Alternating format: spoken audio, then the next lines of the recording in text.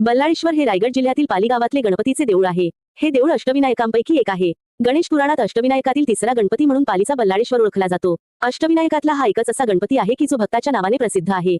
बल्लाळ लहानपणापासूनच गणपतीचा भक्त होता. एके दिवशी गावातील मुलांना एक मोठा दगड सापडला आणि बल्लाळच्या आग्रहामुळे त्यांनी त्या दगडालाच गणपती मानून पूजा करायला सुरुवात केली. हे पाहून गावातील लोकांना राग आला आणि त्यांनी बल्लाळच्या वडिलांकडे तक्रार केली. बल्लाळच्या वडिलांनी रागाच्या भरात बल्लाळला मारहाण केली आणि पूजेचं सामानही फेकून दिलं. दोघी बल्लाळला झाडाला बांधून ठेवण्यात आले. परंतु बल्लाळची भक्ती अजूनही टिकून होती आणि त्याने गणपतीची आराधना सुरू ठेवली. बल्लाळची भक्ती पाहून गणपती प्रसन्न झाले आणि त्यांनी बल्लाळाला दर्शन दिलं. बल्लाळाने गणपतीला तिथेच राहण्याची आणि लोकांचं दुःख दूर करण्याची विनंती केली. गणपतीने बल्लाळची विनंती मानली आणि त्यांचा एक अंश एका दगडात समाविष्ट झाला. आज आपण त्या दगडाला बल्लाळेश्वर म्हणून ओळखतो आणि त्याच्या वडिलांनी जो दगड फेकून दिला होता त्याला सुद्धा धुंडीविनायक असे संबोधले जाते.